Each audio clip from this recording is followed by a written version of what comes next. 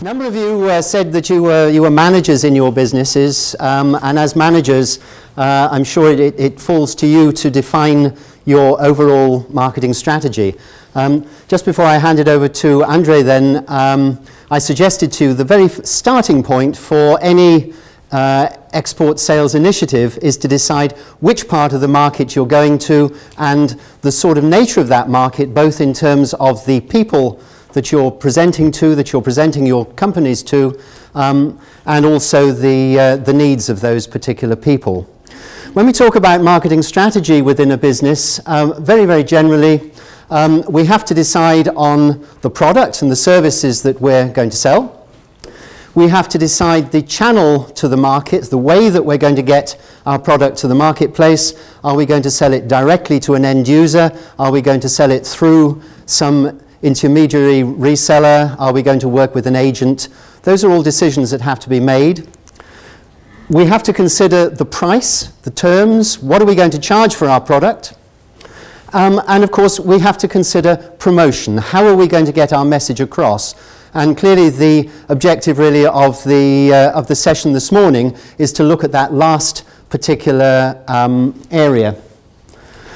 One point when it comes to products and international markets, can you please check using a native speaker, and I stress using a native speaker, someone whose first language is the language of the country you're going to, whether or not there are any idioms, slang, or cultural associations which are likely to give you a problem in terms of naming your product.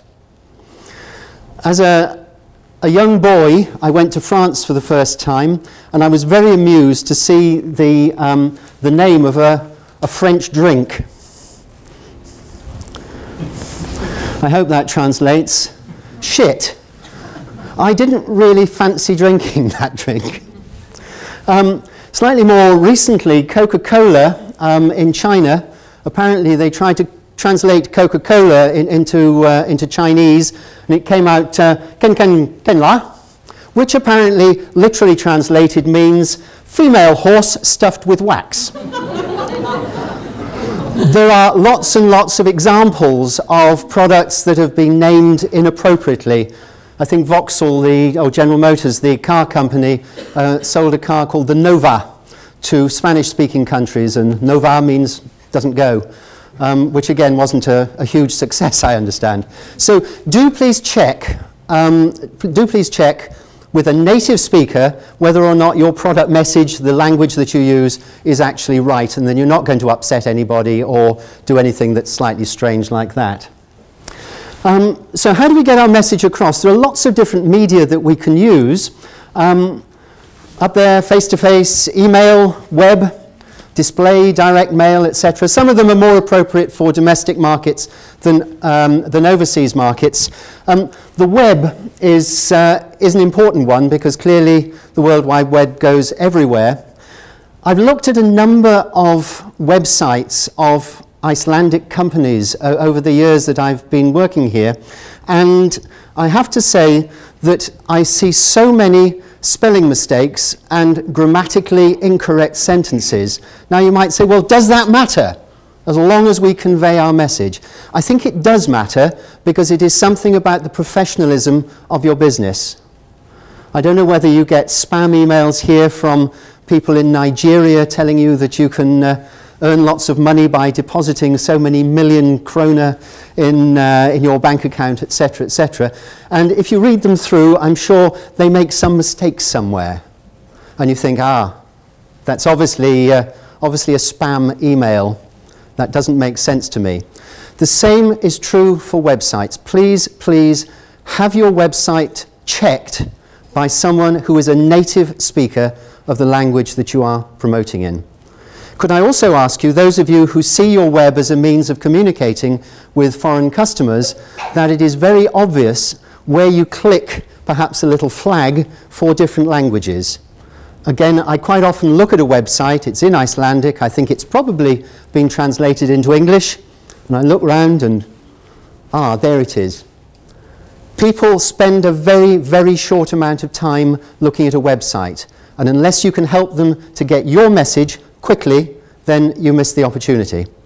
So do please think about your websites. Not too many words, make it easy for people to use, and do make sure that the language is correct. Because if it isn't, that just decreases the professionalism with which your potential customer is going to regard you. However, face-to-face communications are clearly best. One of the challenges that we have in export sales is we have a very short period of time, or generally a very short period of time, actually in front of the customer. And we need to create the right impression as quickly as we possibly can, and that's really why we're going to be focusing here now very much on face-to-face communications, because that is the medium. People deal with people. We should never forget that. However technical the product is that you're selling, people deal with people. If you're selling a service, how many of you sell services rather than products? Could you just indicate? Okay. I only have what I feel about you to decide whether or not your service is going to do what I want. If you're selling this thing, this slide changer, you can show it to me, I can try it, I can see if it works. If you're selling a service, that's intangible, that's different. And I will make part of my judgment on the basis of your relationship with me. And that requires face-to-face communication.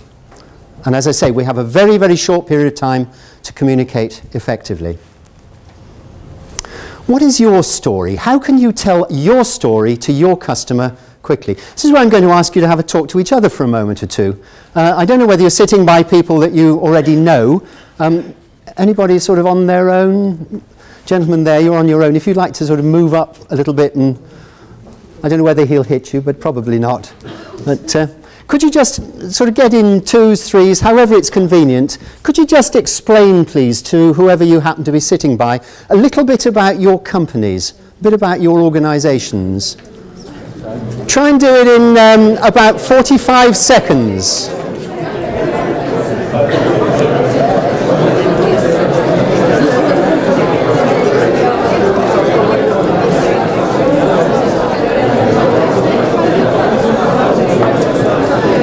You don't want to slide in the background.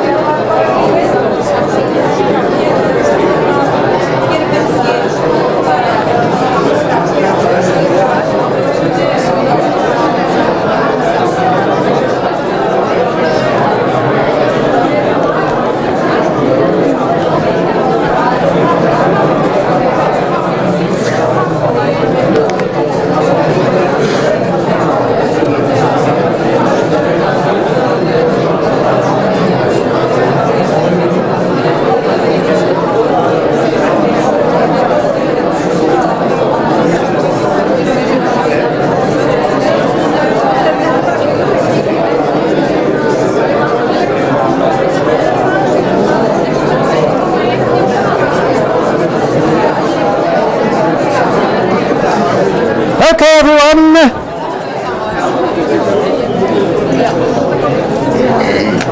I asked you to spend about 45 seconds talking about your company to your colleague. How many of you haven't yet managed to tell your colleagues about your company? Could you indicate? So everybody has? Good. Excellent. Excellent. What do we actually say about our company? Please remember that every customer that you're talking to has got that hat on. So what? If you can answer that question, you have not really told them what they want to know. I've been rude about our friends in Norway, so I'll now be nice about them. Some years ago I was doing some work in Norway, and one of the participants on the course I was running gave me a poem. And I've always made a note of this poem because I think it sums up the whole case for selling rather well. So I'll read you it. I hope the colloquialisms make sense to you. I can see you've spent quite a big wad of dough, that's money, to tell me things you think I should know. How your factory's so fine, so big and so strong, and how your founder has whiskers so handsomely long. So he started the business in old 92. How remarkably interesting that is to you. He built up the thing with the blood of his life. Oh, I'll run home like mad and tell that to my wife. Your sales staff are flawless. Your workers so neat. Your factory's so modern. And your motto is quality with capital Q. No wonder I'm tired of your and you. So tell me quick and tell me true, or else my love to hell with you. Less how your company came to be, but more what you can do for me. Whenever we are presenting ourselves to our customers, we must remember what they expect from us, and we must explain in our terms what we can do for them. And it's the coming together of our understanding of what they want done with what we can offer that is the major motivation that most customers have for doing business with you. And yet, I come across so many businesses, so many salespeople who think it's sufficient to talk about quality, about technical specifications, about the history of their company, and all those sorts of things, when actually what I really want to know is what you can do for me. Very, very important message. And whenever we're presenting anything to our customer, whether in writing, through direct mail shots, or indeed even promotional advertising, but certainly when we're working face-to-face with people, we must remember, what does this customer want us to do, and how can we help them do it better? Extremely important point. One I'm sure those of you in sales, direct sales, have heard for a long time. Maybe the rest of you have before. But even if you have, it is a very, very important message to remember. So, the message is, I don't want your product. I need what it'll do for me. Okay? And of course, to start off, therefore, we have to understand what it is that our customers or our resellers or our agents want from us. In the UK, we have a program, I don't know whether it's transmitted over here, called Dragon's Den. And in Dragon's Den, various entrepreneurial companies will sit in front of 4 very, very wealthy business people who are prepared to invest their own money in whatever the startup company happens to be. And they come on and they're given 1.5 minutes to present their case, and then they have to answer questions. These are investors who are looking for some investment opportunity. They are companies who are looking for someone to invest.